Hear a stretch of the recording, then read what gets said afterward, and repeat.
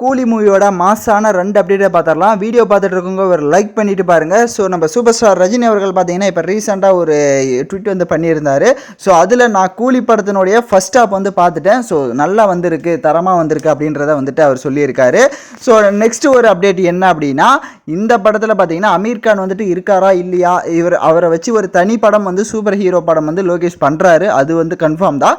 But அதுக்கு முன்னாடி கூலி படத்துலையும் இருக்காரு, கேமியோ ரோலில் பண்ணுறாரு அப்படின்ற மாதிரிலாம் ஒரு டாக்ஸ் வந்து போயிட்டு இருந்தது. இப்போ பார்த்தீங்கன்னா அது கன்ஃபார்மே அவரே அமீர் கானே வந்துட்டு ரீசெண்டாக ஒரு இன்டர்வியூவில் அவரே சொல்லிட்டார் ஓப்பன் டாக்கா.